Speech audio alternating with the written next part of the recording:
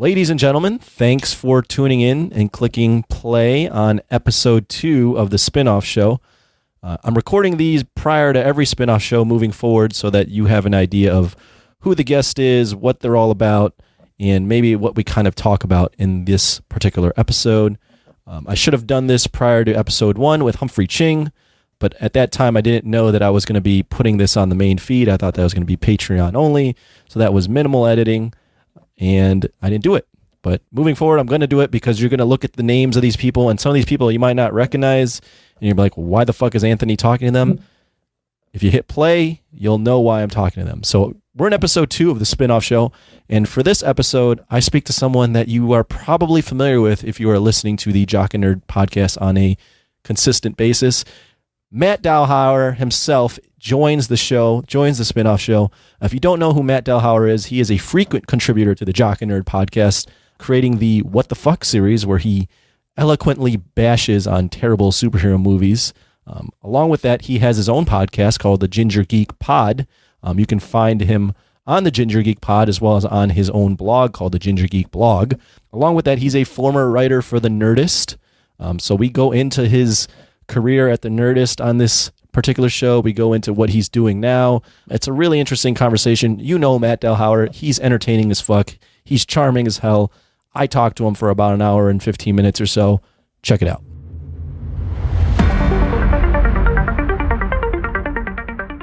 This is the Jock Spin-Off Show.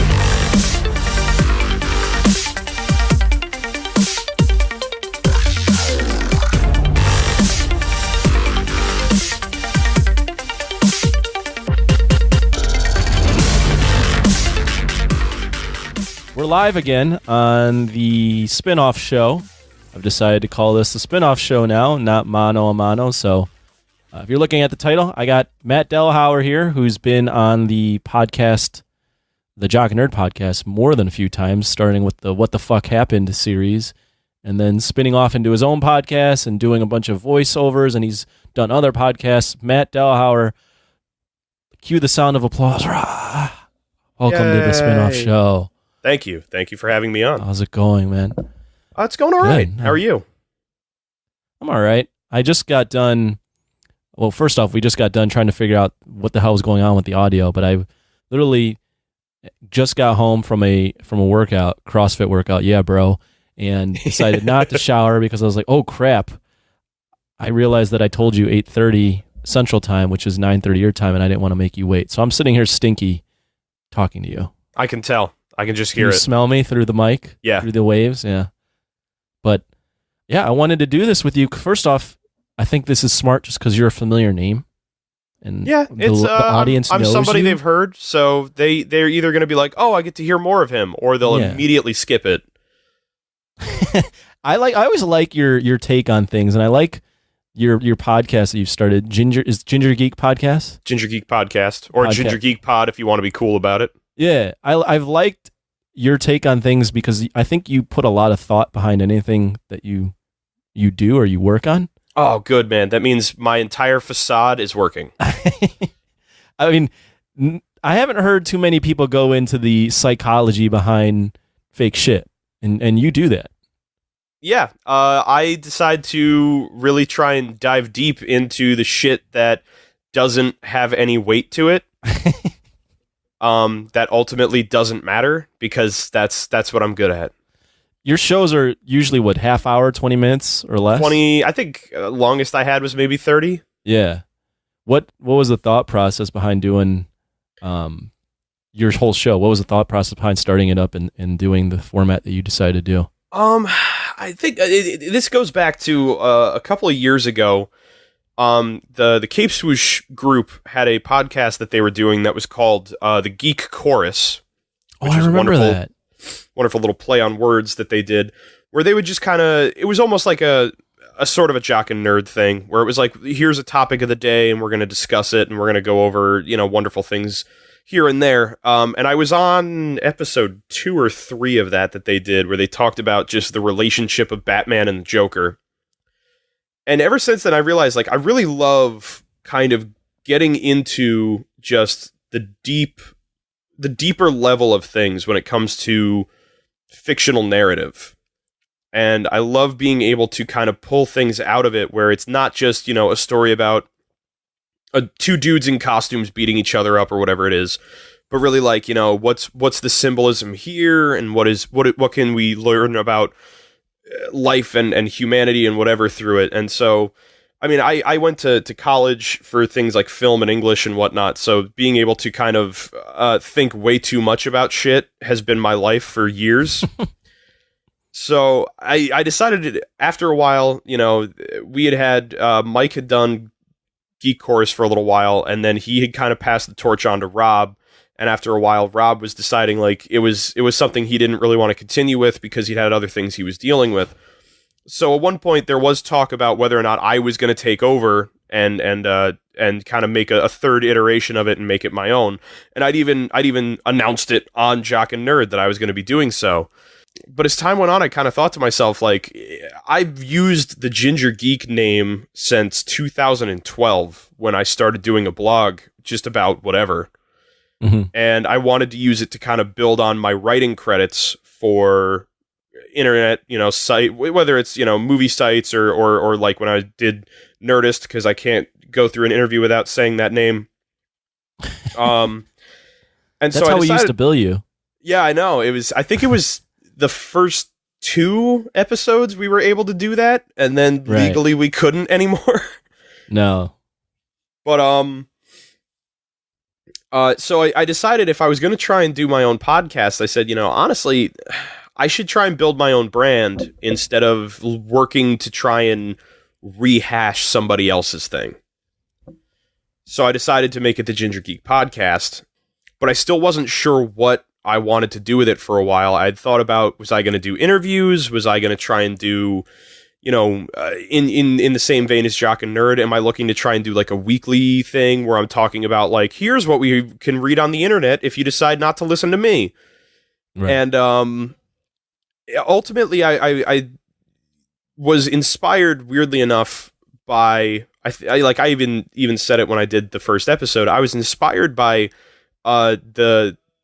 the Star Wars movie that had come out at the time, Last Jedi, and really just how much I had found in that movie that I felt was a lot deeper and a lot more than just a surface level adventure film that we all had come to expect. And it was the first time that I really felt like, here's something I really want to talk about, and here's something I feel so personally connected to that I want to do something about.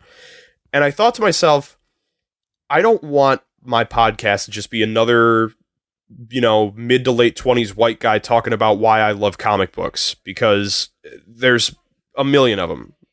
And I wanted to find something I thought was going to be able to at least stick out.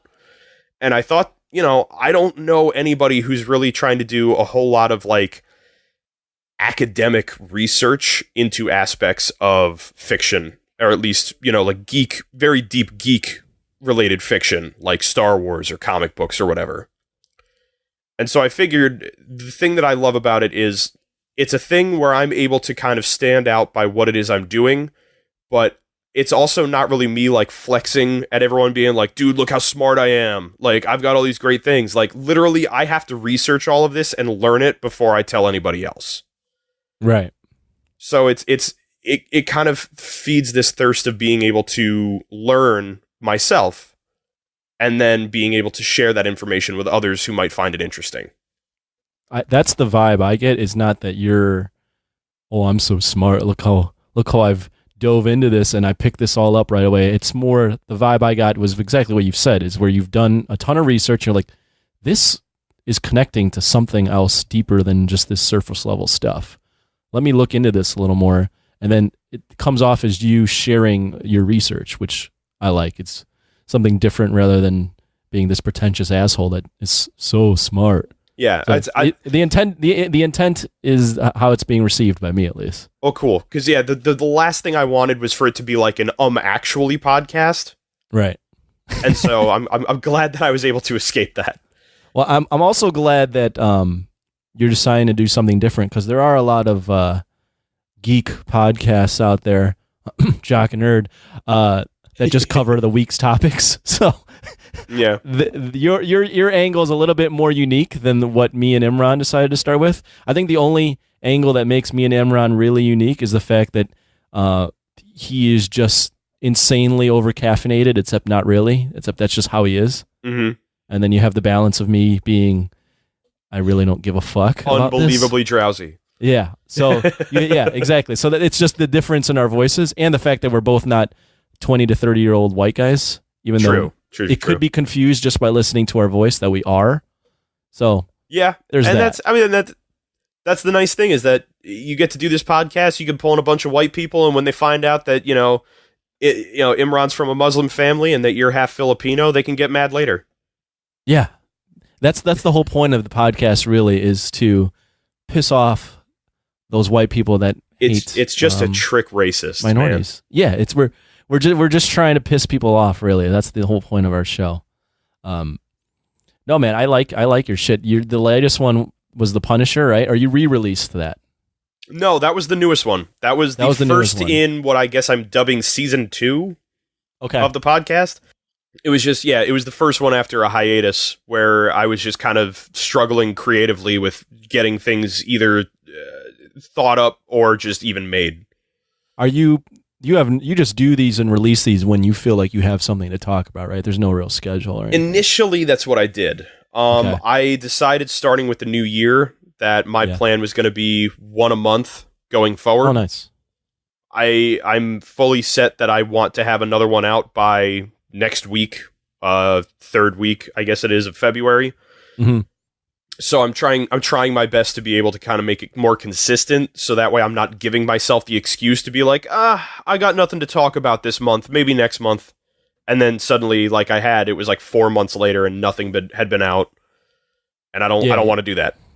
Yeah, that's the thing with my not struggle, but my thought on starting this spinoff is I'm going to do it when I feel like it. I just don't want to get into that rut of never feeling like it again. Yeah, exactly. So I refer, at least for the start, I'm going to try to do this weekly or do episodes pretty consistently so that it just becomes a habit of, okay, I got to keep doing this. Well, and I will say the thing that I absolutely envy about you going for this format is that it's literally just, we're going to sit down, we're going to talk about whatever, and that's it. Right. For me, the thing that I struggle with is that I sit down and I have to, A, think of the topic. Yeah. B, I got to go find the research. C, I got to write the thing. Then I have to be feeling like what I wrote is even worthwhile. And then I hit that moment where I'm like, nobody's going to fucking care about this topic. Why are you even writing about this? There's a little bit more to, I will give you this. There's a lot more to what you're doing than what I'm doing. This is very easy. This is just me reaching out to people and going, hey, want to talk? Yeah. All right, let's do it. Yeah. Your shit is a lot better than this. And I'll put it this way. I don't want it to sound like I do a lot more than you, Anthony. It's more along the lines of you do more.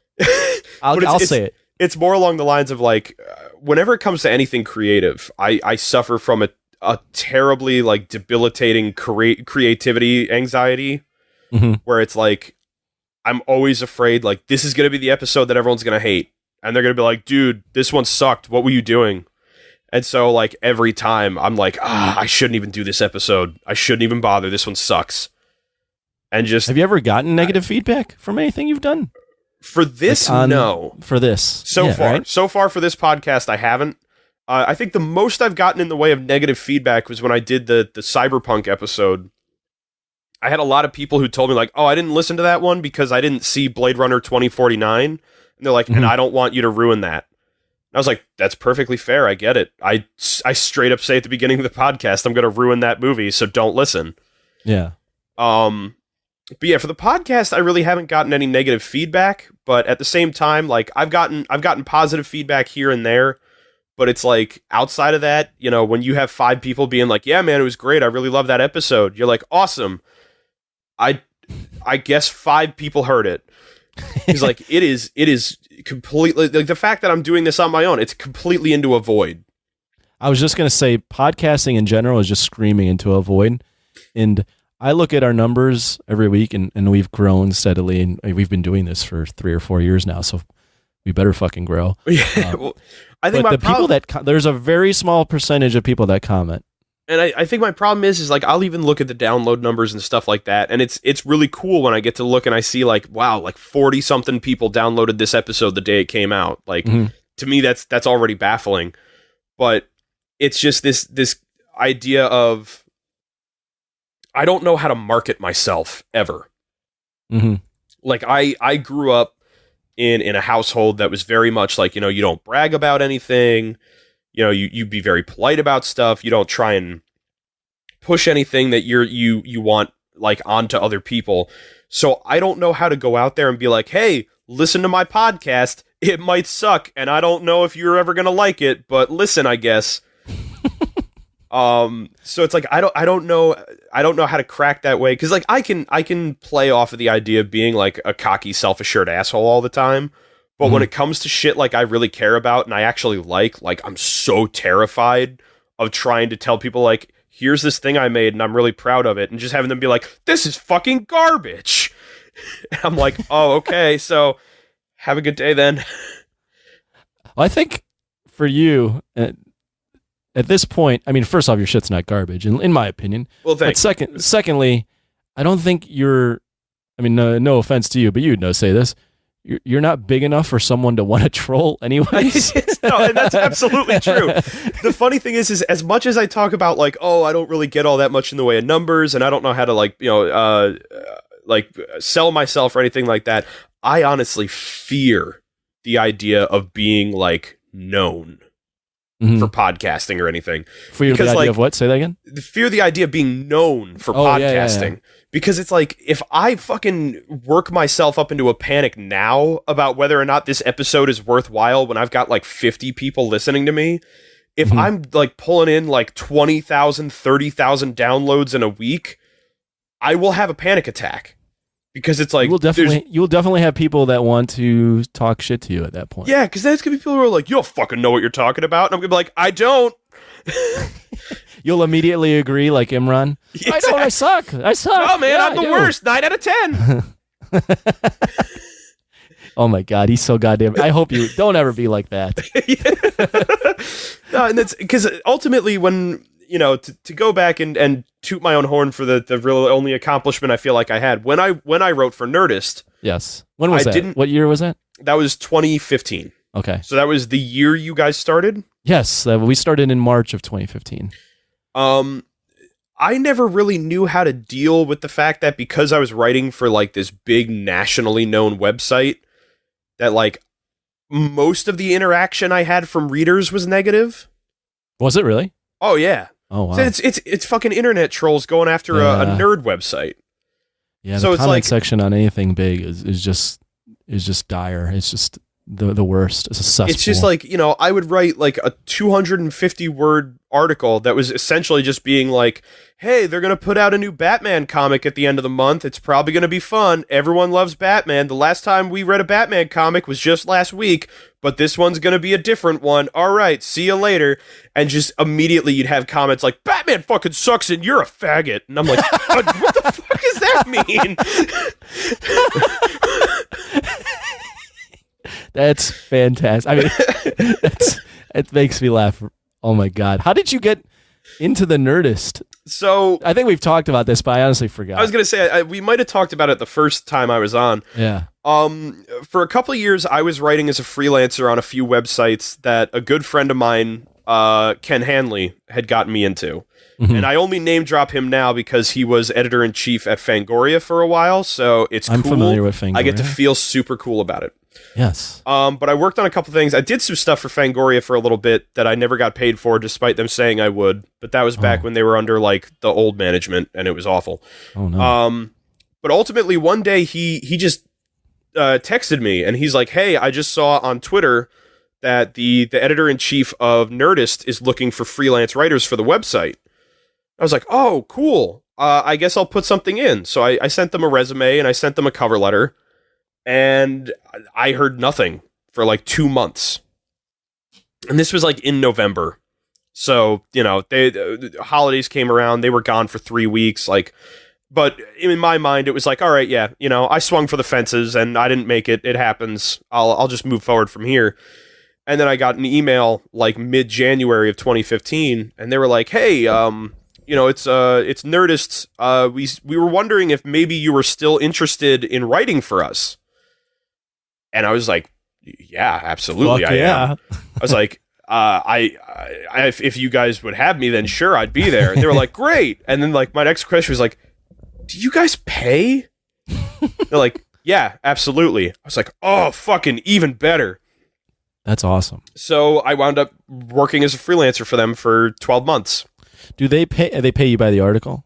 Yes. Can you write as much as you want, or how does that work? You can. And then they'll pay you every time? The way it really worked out was like every morning they would have like a huge drop of articles that they wanted written that day. And you could just kind of email in and be like, yeah, I'll do this one. And they, after a while, they started instating a rule where they were like, if you claim an article, you have to turn it in before you claim another one. And I think it was because of me. Well, because I'd literally roll up and I'd be like, I'll write these 5 articles. You'll get them throughout the day.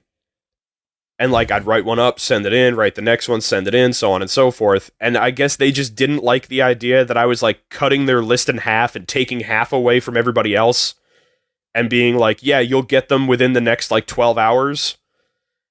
Because then it was like they could have gotten those articles sooner if their other writers were able to get to them and whatever else. So they started making it like you have to have one finished before you send it in. Because I got to a point where I was writing maybe 8 or 9 articles a day, just because I was like, dude, I'm gonna pull in that money. Yeah. And they didn't like that. They didn't like that you were doing that much. And I think the problem was, and I recognize it absolutely, is as time went on and I was doing that kind of thing, the quality of what I was writing was slipping more and more and more. I was just going to follow up. The more articles you're writing and trying to pound those out as quickly as you can, the quality control's got to slip a little bit. Absolutely. It's, I'm not even proofreading my own stuff and I'm sending it in. So now I've got the editors coming back being like, this reads like garbage, man. We can't post this. You got to rewrite it. And I'm like, okay, yeah, I get it. But the problem was like, by June of that year, I had quit my day job. So I was only writing for Nerdist for work. Holy shit. You were all in. Yeah. So it was like, I'd said to myself, I'm like, dude, I'm a writer now. This is what I do. So like, I'd quit my day job. I was writing freelance full time. So it was like, I had to have all of these 8 to 10 articles written in a day. Otherwise, I'm not pulling in enough money to just like live my life. Holy fuck.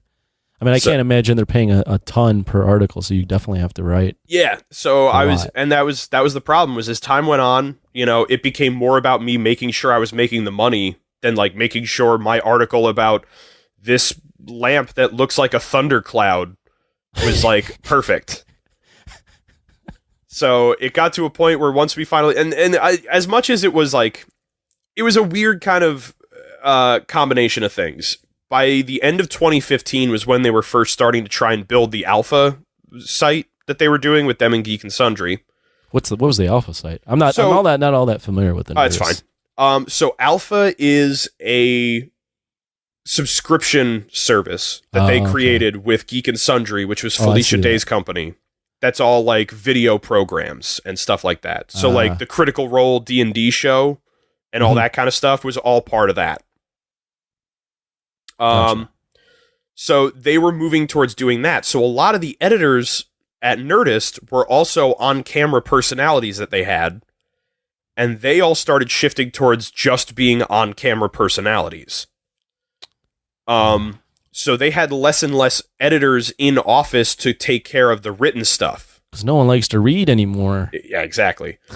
So they got to a point where at the end of 2015, we had this big editorial meeting where they were talking about like, oh, we're shifting towards this and we're going to do this, we're going to do that. And they brought in an editor who was on the East Coast because they're set up in Los Angeles. And they were like, yeah, we have an East Coast editor to try and help out with, a lot of the stuff that we have.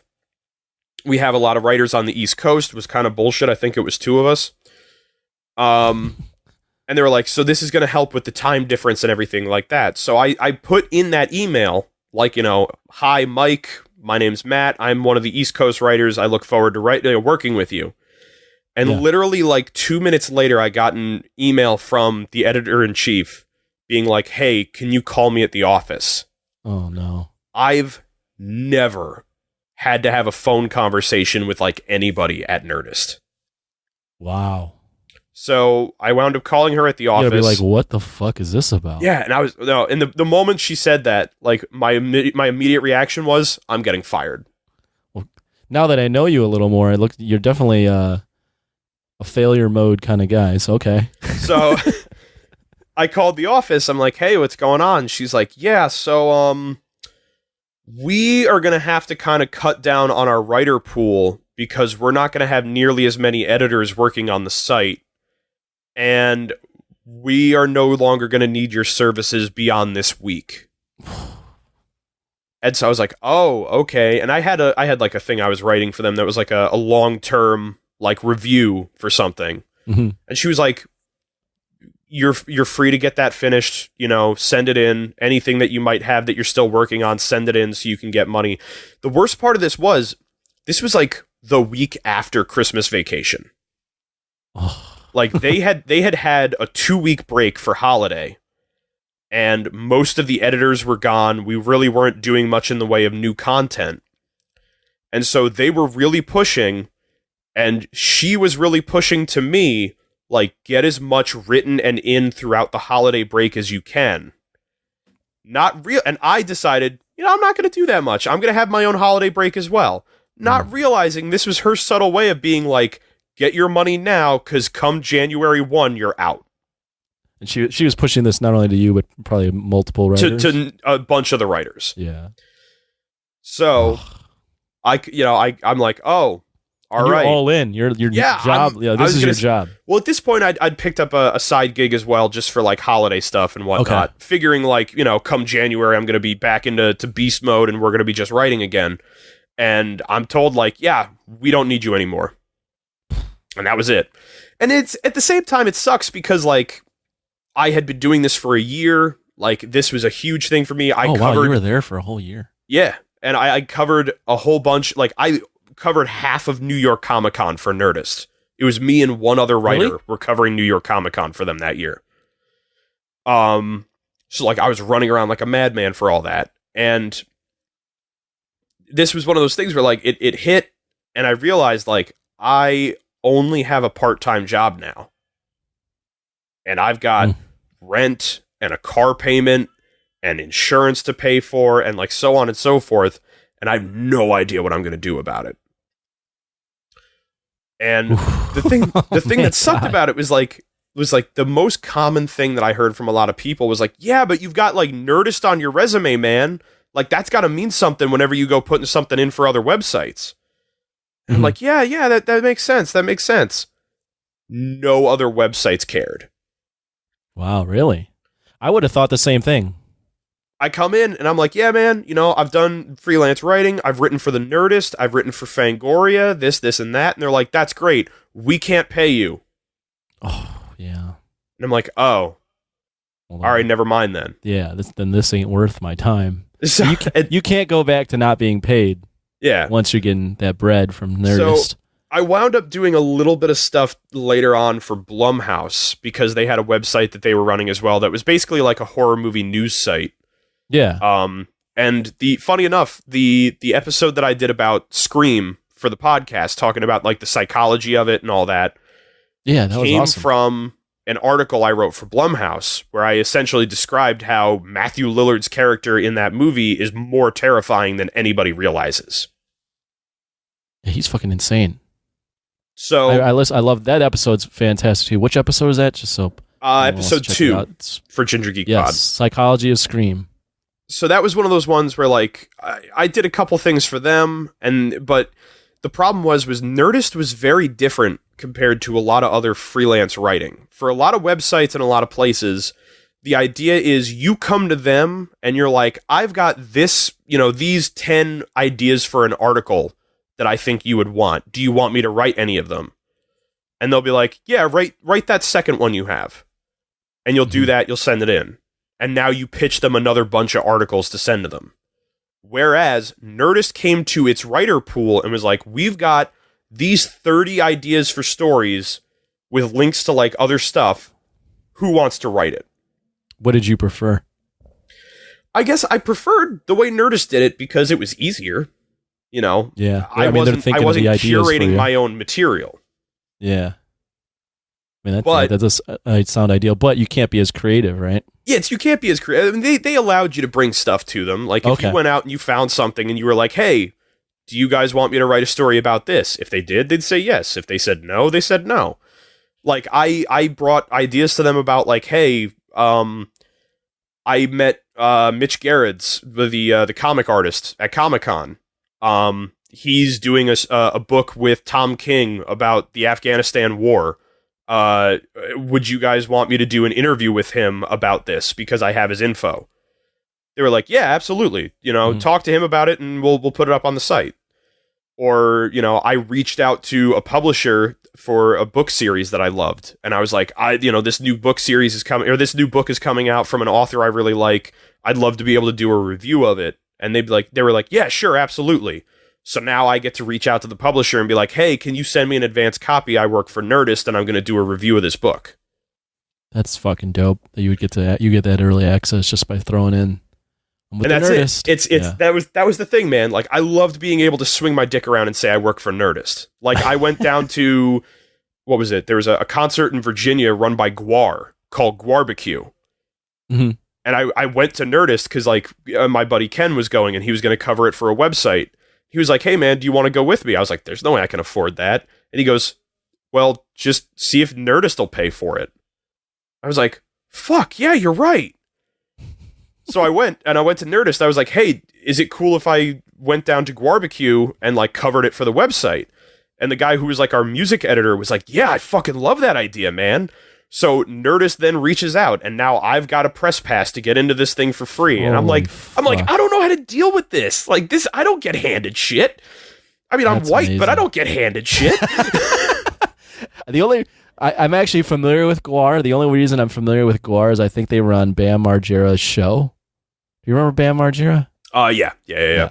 And he was all into that shit. So Gwar was very unique because just the way they're fucking dressed up on stage. I was like, shit, these guys are crazy. It's a bunch of fat white dudes wearing weird costumes made out of foam, and they play heavy metal. Yeah, I mean, that's one way to get recognized. Yeah.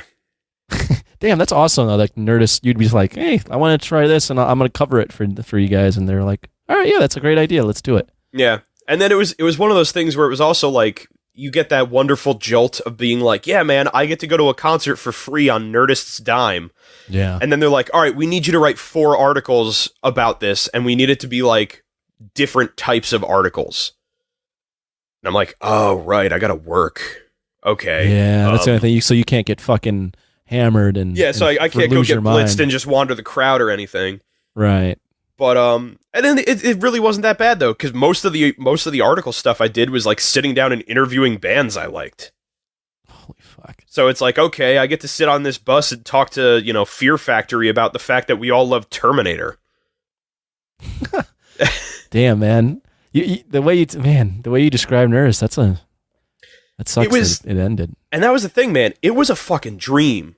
And that was why, like, as I talk about it, making good enough money, like, to, like, live? I made decent enough money. I had instances where it was a little rough because I was also the kind of jackass where now that I'm making better money, I'm now spending more of that money on shit. Yeah, that's my problem, too, is every year I've gotten, like, a raise at my job, and I'm like, but why am I not saving any money? It's like, oh, because subconsciously I have more money, so I'm just spending it. Oh, yeah. It's exactly how I am, where it's like, I'll have a bunch of money now. And I'm like, dude, because I have this money, I can fucking spend it. Right. And then it's like, great, now I've got an Xbox and a PlayStation, and I'm in debt. What, so the Nerdist ends, now we're just going to go through your life. The Nerdist ends, how do you, like, get out of it? Like, how do you get yourself out of that hole? It was honestly a while. I didn't really, outside of being on the show with you guys, I didn't do anything. We're not paying you. I know. And that's I'm that's not the saying thing we won't ever pay you, but we weren't paying you. And that's the thing is, I didn't. The weird thing is, though you asked the question, I didn't even look at it financially. My immediate thought was creativity, like creatively. Oh yeah. I was thinking financially. I'm like, dude, you're without a job. No, financially, I was working part-time as a sales rep for Samsung. Oh, so shit. I was like, if you go to your Best Buy and you walk into the mobile phone department and You you were got that the guy? Samsung dude who's like trying to be like, hey, buy the Note 9. That was me. Well, you do have a. I'll give you this. You have a very I've never met you, but I've spoken to you plenty of times now. I mean, you have a way with words where you're very easy to talk to. I could imagine you being a decent sales rep. Oh, stop, Anthony. I'm already taken. But other than the fact that you're afraid of putting yourself out there, but yeah, this is not your product. I tend to be my own worst enemy. But I guess that's also the side that I look at is like when it comes to selling like cell phones or whatever, like it doesn't fucking matter to me. Right. It's like, hey man, do you want to buy the Note 9? Well, why would I want to buy the Note 9? Well, it's got a bigger battery, it's got a bigger screen, it's able to do this, and that. Like, I've got facts for it. But if someone's like, why do I want to hire you? The first thing I thought was like, why the fuck do you want to hire me? But yeah, so I wound up, it was a bit of a struggle when it came to work. Like I was trying to essentially take a part-time sales job and turn it into full-time by working in like 3 different stores. Oh man. So it's like I'm doing 20 hours in this store, 10 in this one, 10 in another, and like I'm driving all over fucking northeastern Pennsylvania to do it. And I did that for about a year and change. And creatively 15 months or so. And creatively you're just doing our show? Creatively, the most I was doing is I was on the show with you guys. I kept trying to find ways to like bolster myself to do writing, whether it was, at times I was like, you know what I want to do? I want to be a comic book writer. You know what I want to do? I want to get back into screenwriting. Mm-hmm. You know what I want to do? I want to finally do shit on my blog again. And like I couldn't bring myself to do it. Well, you weren't on How Do I Jump? I did. How Do I Jump was more along the lines of like I just kind of got pulled in because I was friends with Peter. Yeah. And he was running the site. Is that show still going? No. Oh, no, okay. that's been gone for a little bit. Oh, so yeah, that's how aware I am of things. That was a podcast about video games. Yeah, for the audience that was a weekly kind of. It's almost a Jock and Nerd about video games exclusively.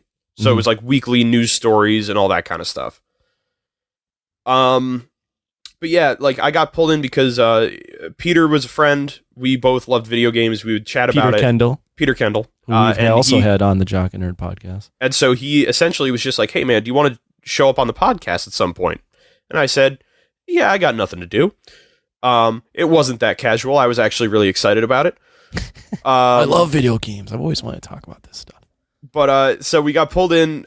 I got brought in, and I was working on the site, and I was doing a little bit of writing for them and stuff here and there. But again, it was one of those things where like I couldn't, like I would take on things that I wanted to do, and then I would never finish them because I just couldn't convince myself that what I was doing was good.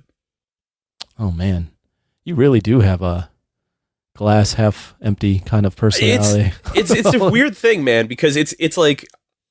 Honestly, I'm very. I can sell myself in the way of being like I'm very personable. I love talking with people. I love being able to like be fun and creative and whatever now. But like at this point, at that moment, my feeling was just like, I can't get myself motivated to it. Nobody loves me. Kind of, yeah. But and so it was.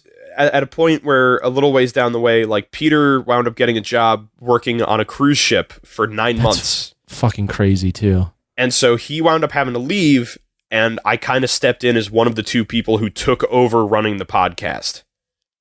And we did our best to kind of keep it afloat, and I think we did an okay job, but like it was rough sailing for a little while. Pun intended. Nice. But yeah, other than that, it was the thing that I realized was doing What the Fuck Happened was the creative outlet that I really kind of needed because it allowed me to both be creative but also be negative in a fun way.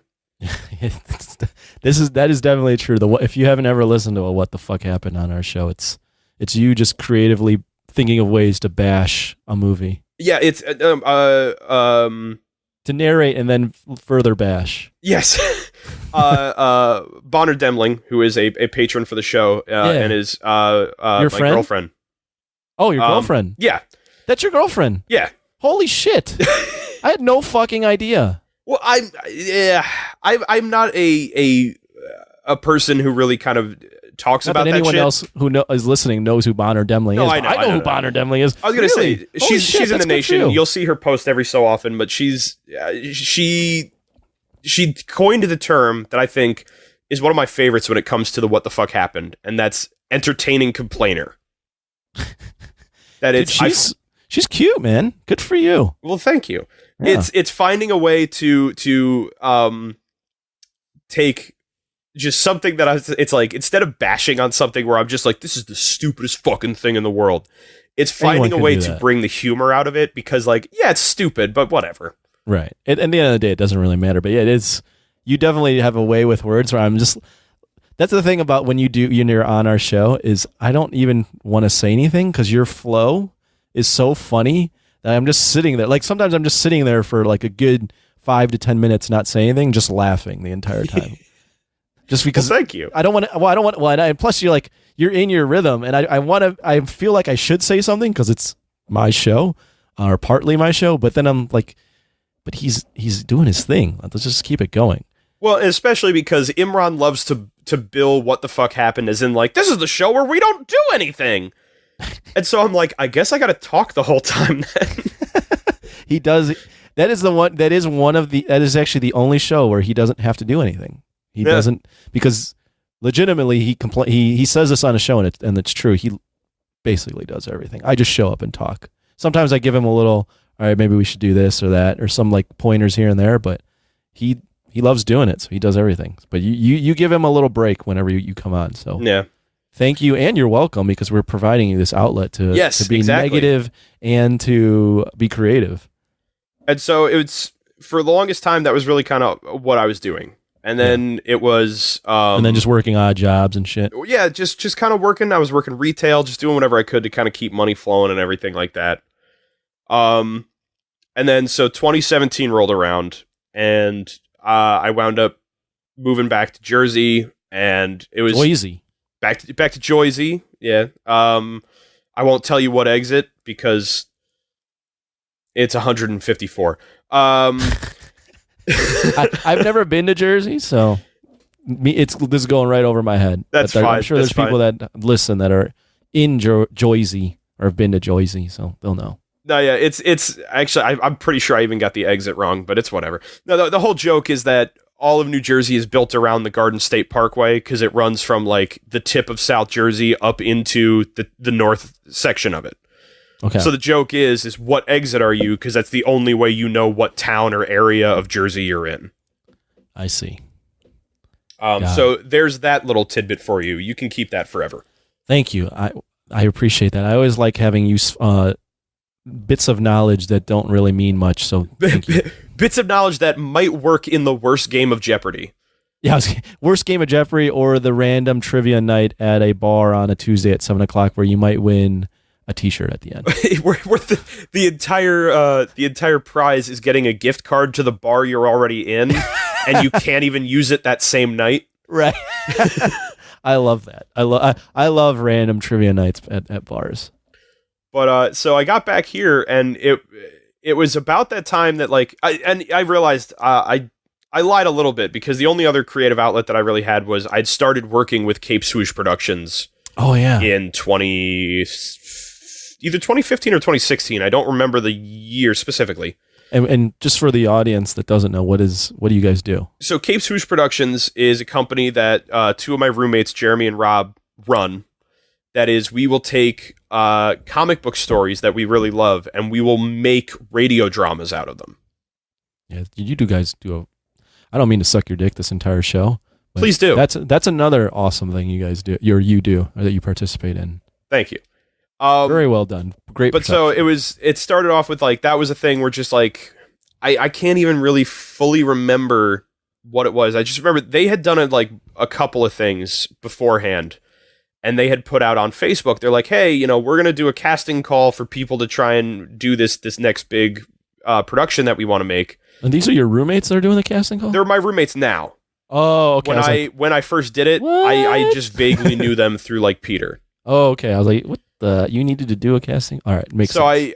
I still audition for stuff with them because Really? while it's when it comes to doing the podcast that we do now, I kind of just show up because Jeremy and I kind of work on doing a lot of that stuff together. Like he writes it, he edits it, he directs everything, but I do what I can to try and like take the burden off of him on a lot of stuff. So what's the podcast? How does that differentiate from the dramas that you guys do? So the dramas are a lot more long form. Okay. They'll be anywhere from like an hour to 2 hours long. Okay. The podcast is maybe 30 minutes, 45 at most. Oh, but it's still voice acting? Yeah, it's still okay. It's still voice acting, but like the dramas, what they'll do is it's full on radio drama where it's trying to kind of go out like a play where it's like full sound effects, music, dialogue, all that stuff. The podcast, what we do is more like a glorified reading. So there's a narrator who's telling you the story, essentially like a comic book would, where it's like telling you what the panels would be. And then there is the cast that's doing the dialogue. That's okay. I see. How's that been going for you guys? It's going pretty well. Yeah. They just set up a Patreon recently. It's very smart. Patreon has really helped our show. So yes, I will potentially do one day if I feel like I have things I can offer on a Patreon. Because outside of being able to have like people read my scripts, I don't know what else I could put up there other than like listen to the unedited version where I've repeat myself because I fucked up this line. You know, I'll say this. We have things that we offer on our Patreon, the Jock and Nerd one. Mm-hmm. We've had audience members or listeners, on the show, T-shirts, giveaways, making me watch movies I don't want to watch, all kinds of shit. But honestly, at first we just marketed it as like a virtual tip jar sort of thing. Yeah. And the prizes we had weren't like that great. It was like put your name on the show, or we'll put your name on the website, mention on the show. You would be surprised, man. I think people would, as you build up your own audience and get stuff out more consistent, you'd be surprised people just will give you money if they think what you're doing is valuable and they want to like tip you. Yeah. I don't think you should overthink that. All right. Well, I'll keep it in the back pocket for now. Yeah, for now. I mean, right now you're still starting out, so yeah. I want to at least be able to. That was the other side of it. Was I was like, I don't know how I can ask people to give me money if I'm currently on a schedule where it's like I'll make it when I feel like it. Right. So the idea that I'm trying to keep it more consistent can at least help with being like once a month you get something that I made. Right. That would make a little bit more sense if and when you get on your more consistent schedule. Yeah. But yeah, so I did Cape Swoosh for a little bit. I mean, I still am, but that was one of the things that was going on. A new production, right? Yes. So that you're we are going to be starting production on an adaptation of The Umbrella Academy, which I'm sure plenty of people are going to recognize as what will also be a Netflix series very soon. Yeah. Was written by Gerard Way of the My Chemical Romance band. Yeah. As I sound like my father while I say that name. Yeah, you know that My Chemical Romance band. The My Chemical Romance band. Nice. But so I'm going to be playing a character called Mr. Hargreaves, or the Monocle, is essentially the cold and unfeeling head of the group that basically was like the father to these characters. So I believe the way I described it on Facebook was I get to finally flex my best muscles of both being unfeeling and damaging to children. It's about a bunch of kids that are basically a dysfunctional group of superheroes in a alternate world. Yeah, it's this story about like the character of Hargreaves kind of adopts these kids who all have specific powers and essentially grooms them all into being like his own X-Men. I see. And then the story kind of picks up years later when they all come back together after Hargreaves has passed. And I'm gonna leave it there. Yeah, leave it there. That's enough to get you in. That's good.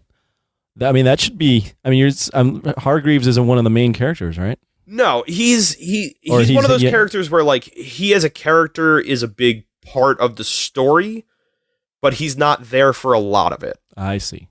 So his influence looms over the story. Yeah. I haven't read this, so maybe I'll listen to it. Honestly, I really haven't either, or at least not too much of it. I didn't want to. I mean, I have a script that I'm gonna read, but right. I wanted to read at least a little bit of it to get myself familiar with doing the audition. But weirdly enough, I really like reading the scripts that we have of this stuff when we get it instead of trying to read the comic initially. Is that because you want to put your own? I was going to say I get to have my self-superior actor thing of like, I want it to be my way and not what they did. That's what a lot of these famous actors go, yeah, I've done a little research, but I just mostly stuck to the script and I wanted to put my own twist on this. Yeah, exactly. This iconic character. That's cool, man. And so you got that, you're doing your podcast, like you're back being creative again. Yeah. You're going to be back on our show eventually. Yeah, I know we have to do at least one more What the Fuck Happened that got picked out for Patreon. Which one was that? I don't even keep track of this shit. Ghost Rider. Oh, fuck. Yeah, I know. I mean, I say that because I'm going to have to fucking either watch that again or try to check my memory and see if I remember any of it. Yeah. I'm going to have to probably watch. I don't remember that movie. I'm going to say this now, man. After Catwoman, yeah, I fear nothing. Catwoman is bad. It was a bad movie. Jesus Christ. That was, I mean, we talked about it on that show, but that was just a weird time when they were making superhero movies. Again, talking about a moment where you kind of rode a high, it got cut out from under you, and you weren't like sure of yourself creatively, is exactly what Catwoman came out of. Because it was like DC being like, I don't know, man. Is anybody even going to want to see a Catwoman movie? Shouldn't she have cat powers? Put a big celebrity in it. Right. I was just going to say, and then they pick Halle Berry, who's super, not just physically hot, but just, she was in that at that moment. Yeah, she was one of the best was it right big actresses. Yeah. And they just put her in this shitty movie. I mean, it reminds me of when J-Lo and Ben Affleck were a thing, and then they made Geely. And I was like, oh my God. These two have just like ruined their career at this moment.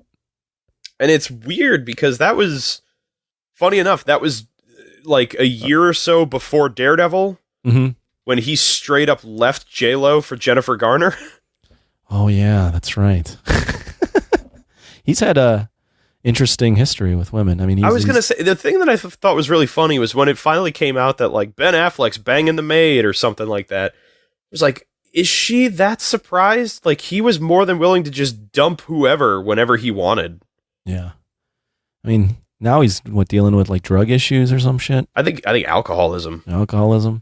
Or at least that's what he says. I don't know. Yeah. I mean, I'm not going to turn around and be like, yeah, fucking whatever. Like, dude, that shit's tough. Oh no, it is. I'm not putting that down at all. I'm just like, he's in a rough spot now. Yeah. No, and that's, I guess at the same time, it's a little different when it's like, oh yeah, he broke up with his girlfriend to be with somebody else versus he cheated on his wife with the woman who looked after his kid. Hey, I mean, it's easy to criticize. Everyone's got skeletons, right? Oh yeah. So but whatever. At least he's not playing Batman anymore. See, my feeling, I think I said it on The Nation, but I don't remember. My feeling about Ben Affleck as Batman was he had potential. I think he got fucked. But they never gave him a chance. Yeah. I think the way that I described it was outside of the scene in Batman v Superman where he breaks into that warehouse and beats the shit out of a bunch of guys, which was actually a really cool scene, everything else was just stupid.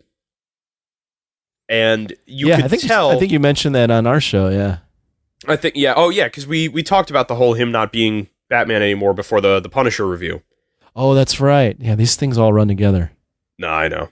But yeah, and that's the problem I had, was like, they undercut him so many times, and you could just tell, like, this wasn't what he wanted it to be, and he was so checked out by Justice League.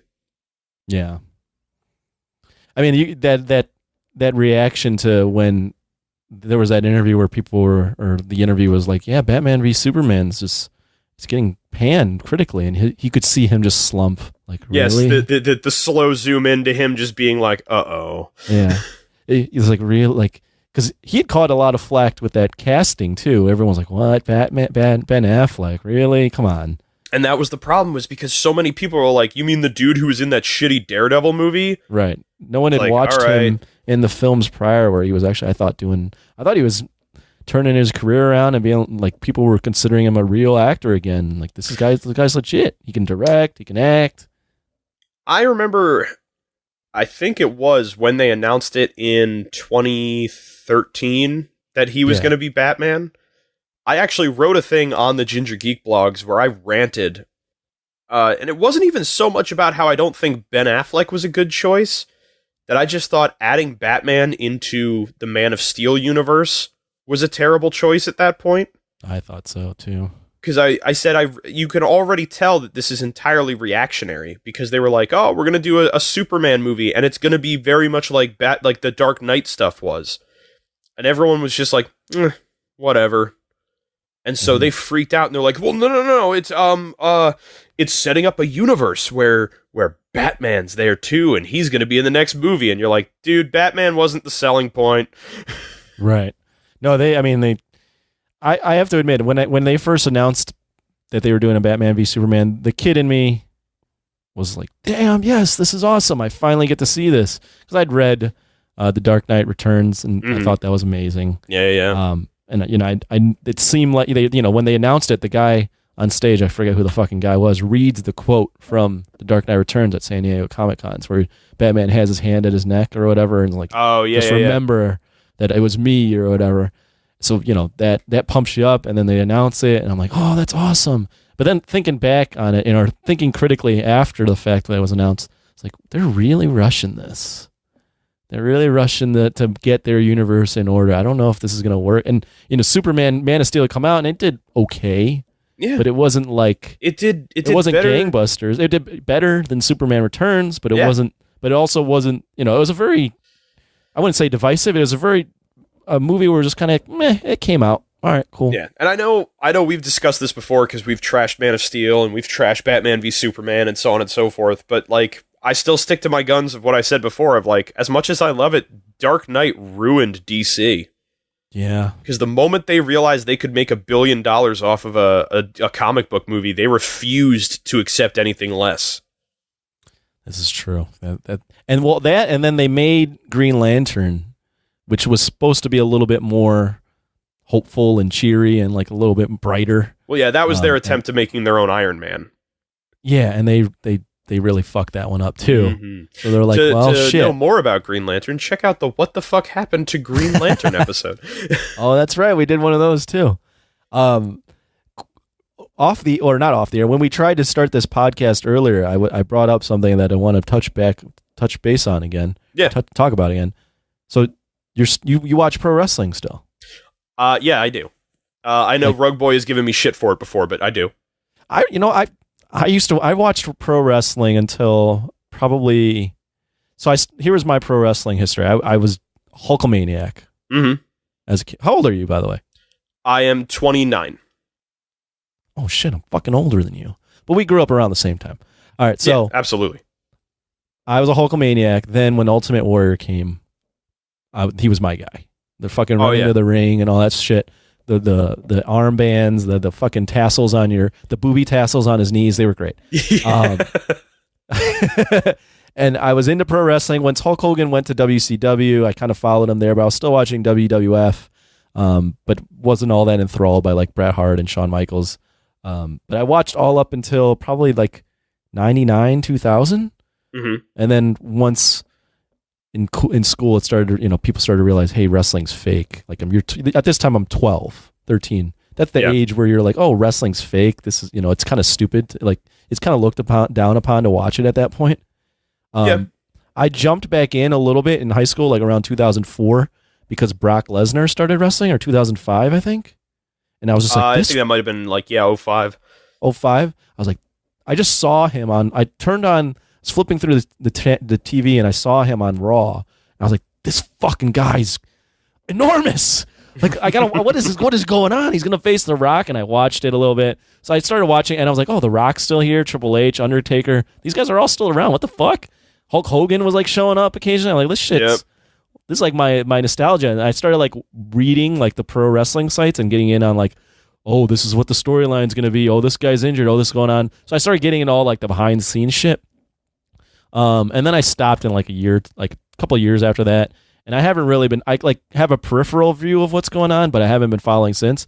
But my point being is, it's totally cool, like wrestling. I still respect what's going on, and I know there's a hardcore crowd that follows like everything behind the scenes, and there's the indie crowd. So, yeah, man, what do you think about the current state of the WWE, or are you following it enough to even have an opinion? The truth is, I've only really Brock started. Lesnar's champ right now. Yeah, so Brock Lesnar's been champ for like 3 years now. Yeah.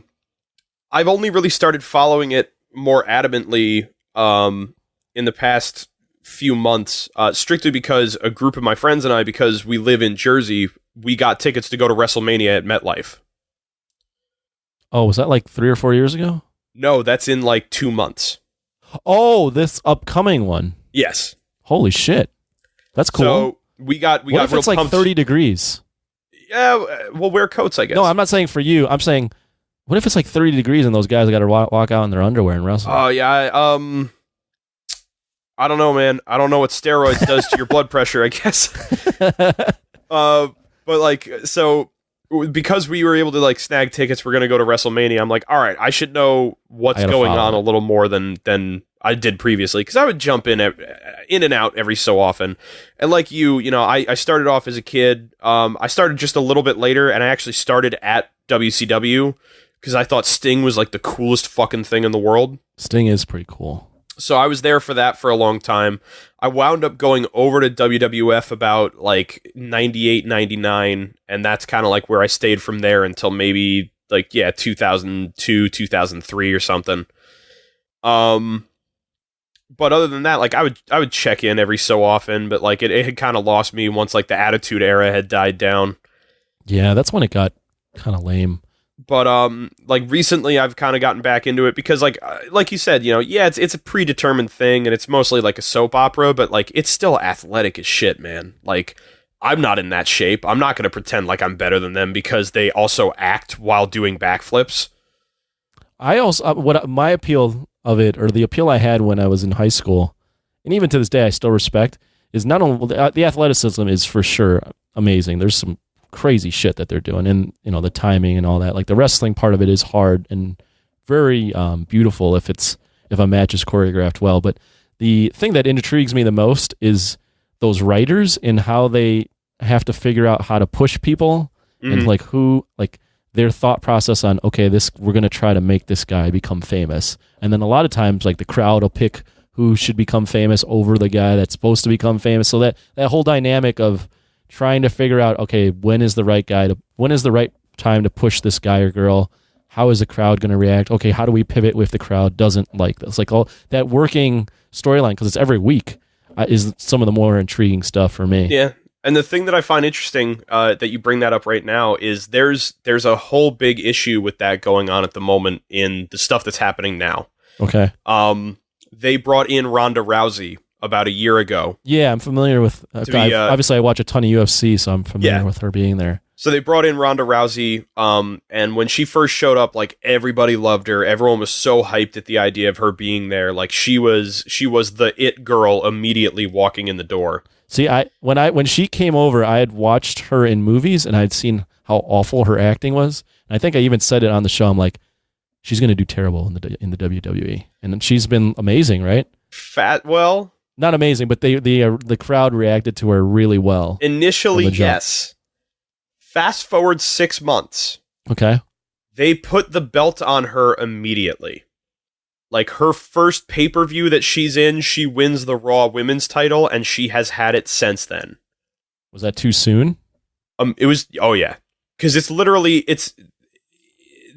reason that people were upset was Brock Lesnar has essentially been what people refer to as a part-timer for 2 years. He shows up for pay-per-views only, defends the belt, wins the match, walks away, and now he and the title are gone for a month. Oh, the hardcore fans got to be pissed about and so that, everyone's pissed at the idea of like, dude, no one on the show gets to like compete for this title because the guy who holds it doesn't show up. He doesn't defend it. Like, he doesn't work.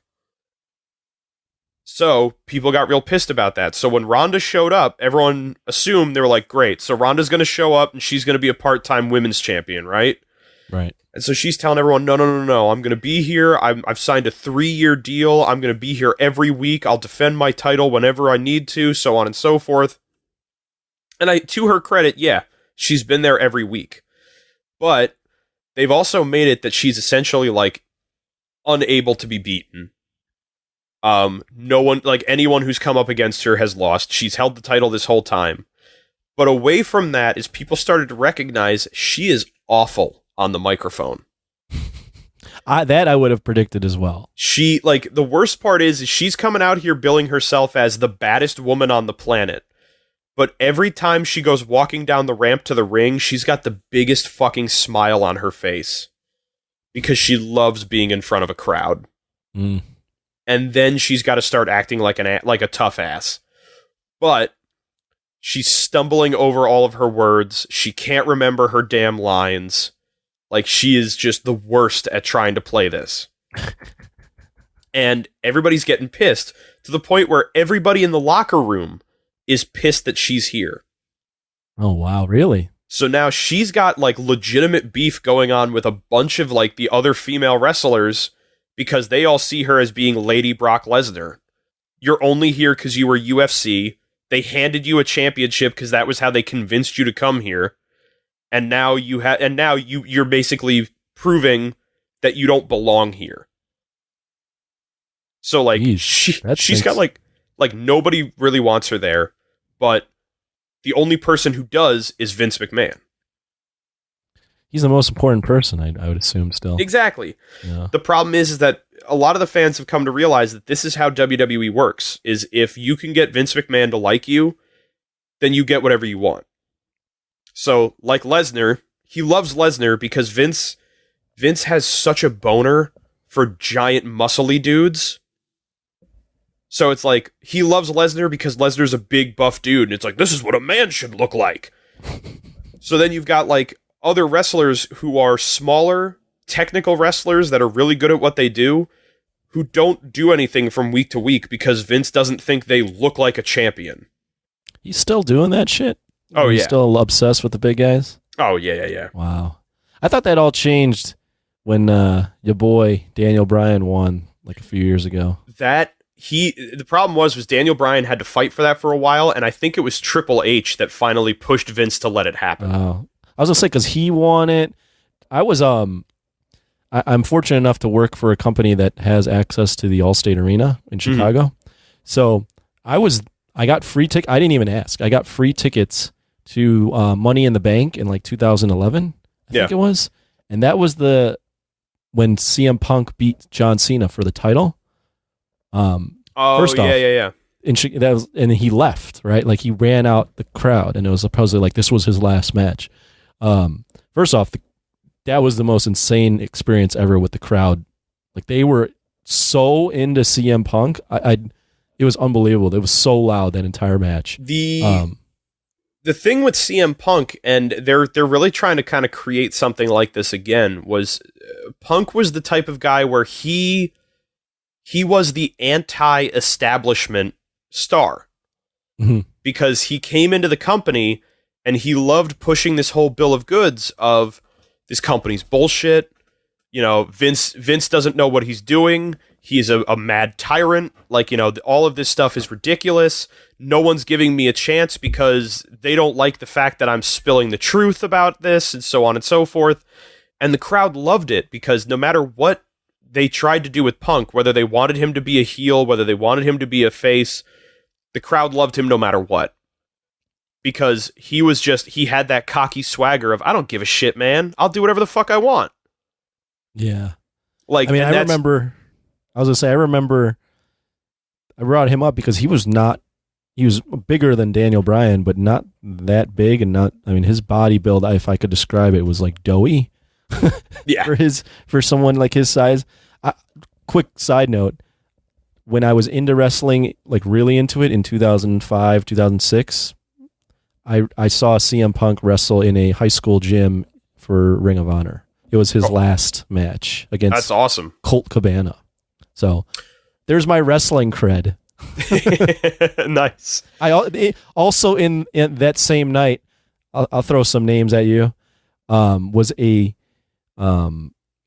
tag team match between Samoa Joe, this black guy that I forget what his name was. He ended up in TNA. He would do like Ric Flair impersonations. Oh yeah, I remember him. There's that video that goes around where it's him and Ric Flair wooing back and forth at each other. Wooing off. Yeah. Yeah, I forgot what he was. Jay Styles, something. I don't forget. It was Samoa Joe, that guy, versus Loki. His name was Loki. Lowkey, and some other fucker. I don't know. Some other Hispanic guy. But I was like, and these guys ended up, or a lot of these guys ended up in like WWE or the TNA promotion. Mm-hmm. But this was like way before they all got famous. That's pretty awesome. Yeah. So side note, but yeah, CM Punk was. I was like, going back to what I was bringing up before. I thought with like CM Punk winning and Daniel Bryan that Vince was over his obsession with making 7 foot tall, 6'8" to 7 feet tall giants champ. I don't know, man. It's like, it's so weird in the fact that like they'll do that every so often where like somebody will get the belt, but it almost feels like he's doing that to kind of like shut the crowd up for a while. So then he can then turn around and be like, all right, I'm going to put the belt on whoever I want for the next like 20 months or whatever. So what's going to happen is I'm looking up the WrestleMania card right now. So Brock Lesnar's facing Seth Rollins, who's a big CrossFit guy, by the way. Yes, Seth Rollins, CrossFit Jesus. Yeah. He's a smaller guy. Is he going to win the belt? The problem is that it's not certain, because a lot of people are wondering.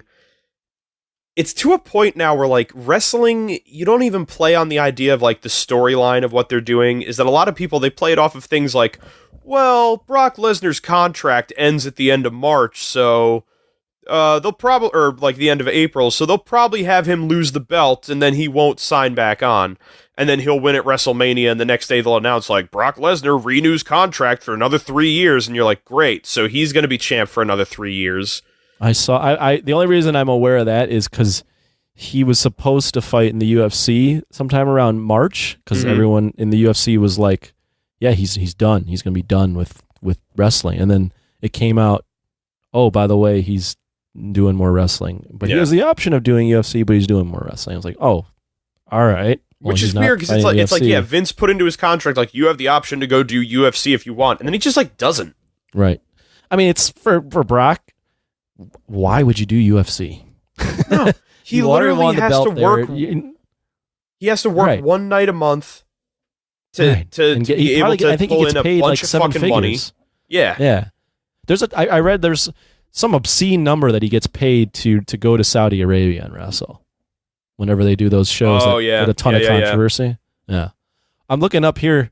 Ronda Rousey's fighting, Jesus Christ, wrestling Charlotte Flair, so Ric Flair's daughter. That's the big controversy they have going right now.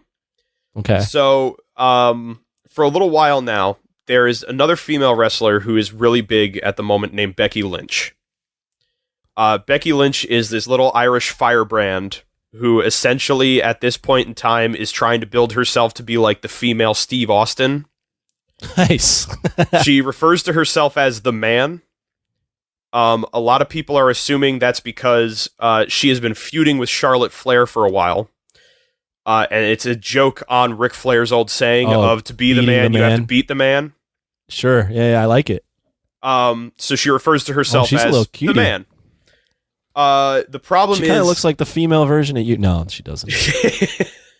No, her hair color's fake. So, that's fake. Okay. But she's been getting a big push lately because she's kind of playing this whole like CM Punk, Steve Austin thing of like, fuck WWE. They're constantly trying to take away my opportunities. Like, I've fought and scraped my way to get to the top, and I deserve this.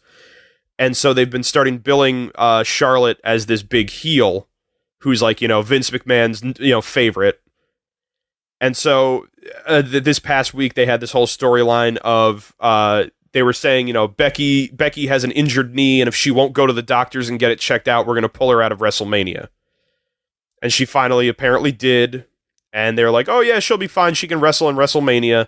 And then Vince came out and was like, I don't think so. You've been having a bad attitude, and I'm not okay with that, so I'm putting Charlotte in this match. They're still doing the Vince McMahon is a bad guy shit? Oh, yeah. Oh, my yeah, God. No, he'll do that until the day they bury him. Oh, my God. He fucking loves coming out and playing the heel.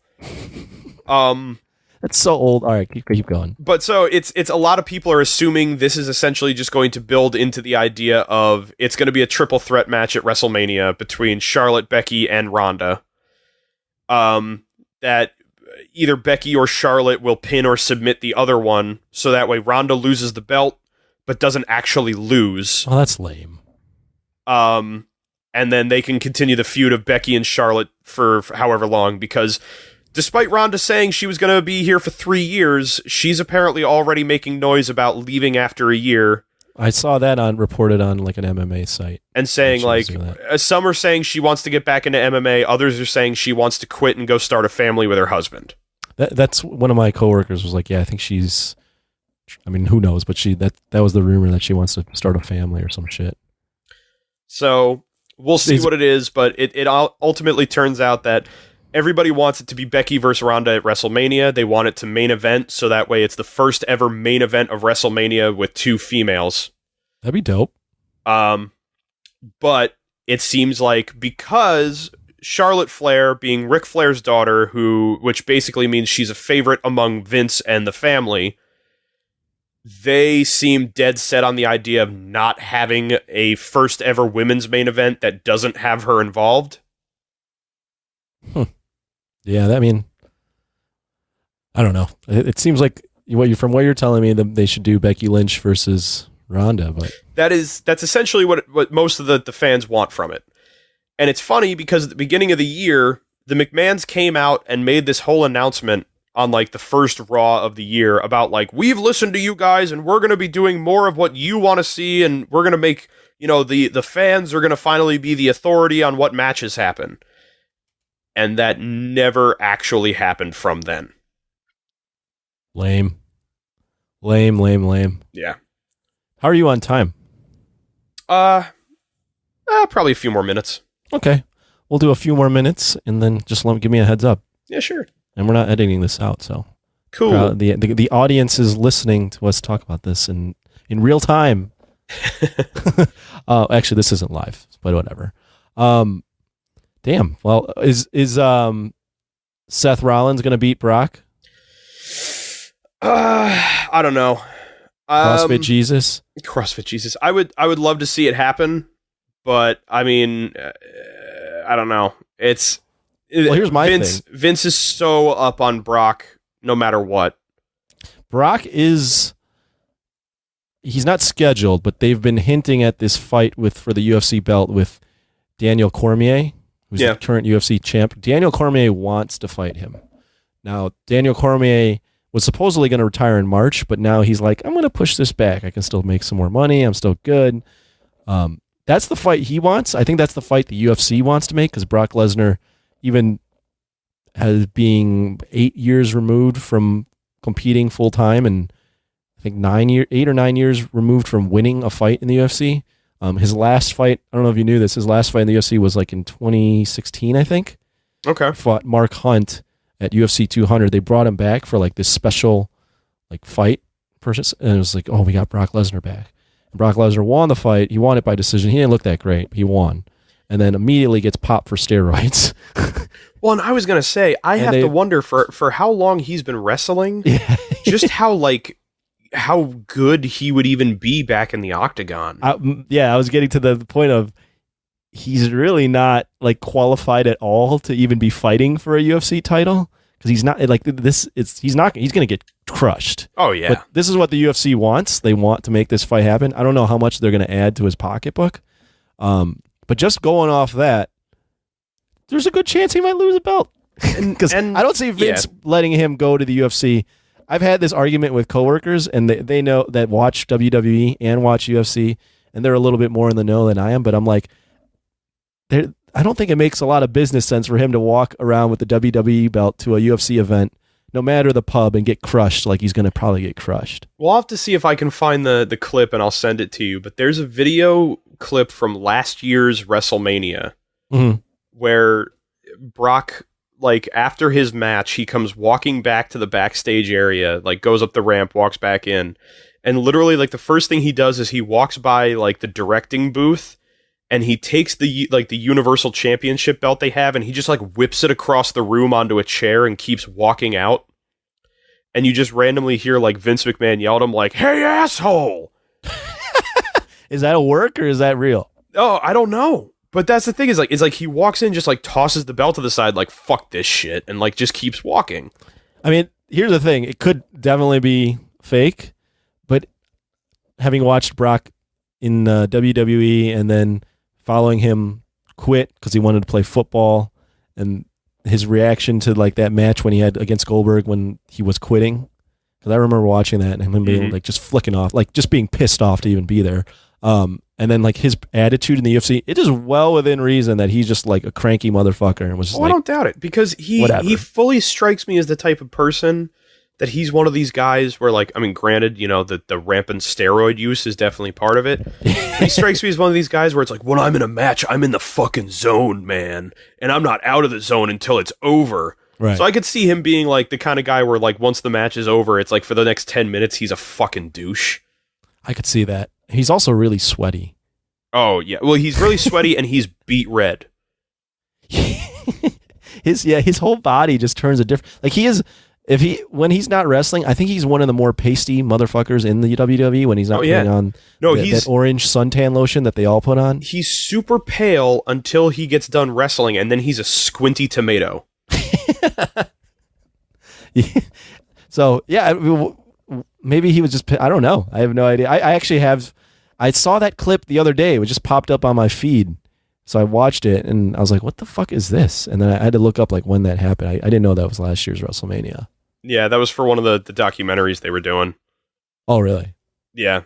So Seth Rollins might win the title? There's a chance. He might. I mean, they're already building this whole thing where, like, literally, I think Brock gave him a concussion a week ago. So he's not medically cleared to do anything for a while. So they're doing the medically cleared thing with two of the challengers?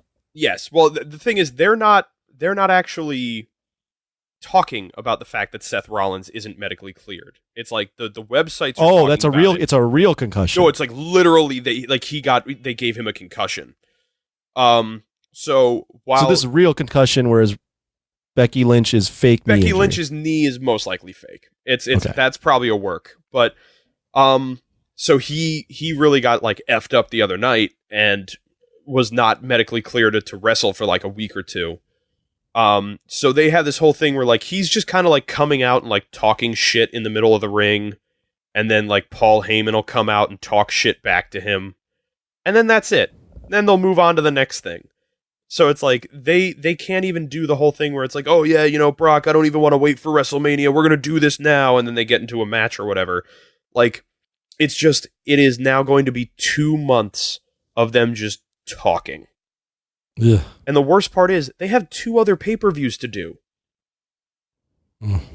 So like you can't even, like, you don't even care about these other pay-per-views. Like, Ronda's defending her title against fucking somebody on Sunday, and it doesn't matter because she's not gonna lose the belt at Elimination Chamber when she's set up to go to Mania. Yeah. They should just get rid of that, like, in between pay-per-view, huh? It's what I think the problem is they need to stop doing this whole like WrestleMania season thing, because it's like Royal Rumble ends with whoever wins the Rumble gets to be the one who gets the title shot at Mania. Right. So it's like, okay, it means Royal Rumble's important and Mania's important, but the 2 months in between doesn't matter. So you need to find a way to make it that they matter. Here's my thought as the outsider now to pro wrestling. I remember the Rumble was always in January. and then WrestleMania is like late March, April. Mm-hmm. They should just fucking either move up or move back the Rumble so that those things are 1 month apart, and you don't have this long buildup of like this 2 to 3 month buildup of the challenger. Like, oh, is he gonna keep his Rumble contract? Who's he gonna choose? What are we going to do with the champ? Is the champ still going to be the champ? Like, why don't they just do it like for a month of build up and like just get right into it? Like, let's just fucking have this match. It's the problem that I foresee is they love having their big quarterly pay-per-views. So it's Mania's in Rumble's in January, Mania's in April, then SummerSlam is July, and then they have like Survivor Series in November. And it's like all the ones between those are just whatever. But it's like those big four are the ones that you need to be paying attention to. Well, at least now with the network, you don't have to splurge as much. Because I was part of you were too. Part of the day when they were doing monthly pay-per-views and having you were dropping like $99 for like the big one. Yeah, you'd shell out like 50 for the big ones. WrestleMania was like 60. And then at some point, they just made all the pay-per-views the same price except WrestleMania, which was like, oh my God, I'm paying like $50 a month for this shit. Yeah. And it's just I remember the age. Raw or SmackDown. Yeah, I remember being 10 years old, being at that age where I'm begging my parents, please, please, please, can I watch The King of the Ring or whatever it is on pay-per-view? I remember, here's a funny side note, and then we can kind of wrap up. Sure. I remember being so upset when our cable went out and we had ordered a pay-per-view, and I think it was an In Your House pay-per-view. The match that I most wanted to see, and in hindsight, it was a terrible match and probably a terrible storyline. But as a kid, I thought this was fucking amazing. And I missed it because that night I think I was sobbing, crying. It was The Undertaker versus, drumroll, The Undertaker. As a kid, I thought that was the fucking. Do you remember that storyline? Yeah, when there was the imposter Undertaker that was running around. Yeah. Yep. And then they had one with gray gloves and one with purple gloves. I thought that was the craziest shit ever. I was mind blown that they had two Undertakers. I'm trying to remember who it was that was the second Undertaker. I thought they looked exactly the same, and then I watch it back now, and clearly the fake Undertaker is like 3 inches shorter. Doesn't look like him at all. Oh, it's some fucking dude named Brian Lee. So it doesn't. Yeah, Jesus Christ. Yeah, he's like 6'6", and I think Mark, what's his name, the actual Undertaker, was like 6'8". Yeah, 6'8". So but it was a noticeable height difference, and I mean the fake Undertaker had to like keep putting the hair in front of his face just so that you wouldn't realize it was fake Undertaker. But as a kid, I mean, I was so sad. So yeah. that's my WWE fandom right there.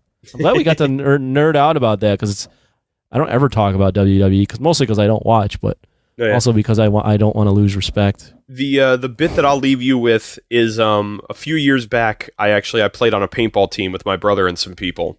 Okay. And every year there was a really big game that we would play at this field that we went to that was called Castle Conquest, where they had this big field where in the middle they had like a big plywood like castle they had built where it had like 2 levels and a big courtyard and all that stuff, and the whole point was like one team would be in the castle and they could fire out over the walls at people, and the other side was a much bigger team that had to try and storm in and take over.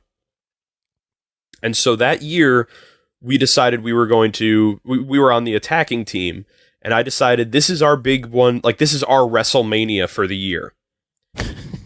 So I wound up going out and I bought the Ultimate Warrior armband tassels. Oh, nice. That I wound up wearing on my arms for that game. And I have to see if I can find a picture. I'll send it over to you. But like, I was so proud of myself. Like, at the end of the day, these things were covered in fucking mud.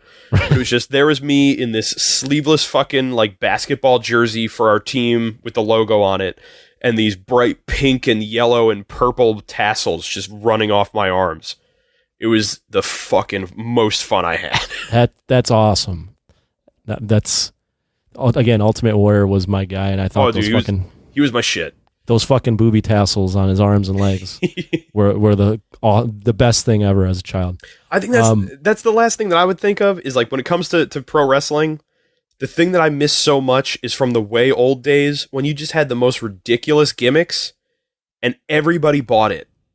That was exactly what I was gonna say. Is you bought in? You were like, I'm all in on this. So it's like, you know, right Undertaker's a dead guy that came back to life. Great. The Ultimate Warrior is from parts unknown, and he gains the powers of the gods by shaking the ropes of the ring. Like, it's just like the stupidest shit, but it was so fun.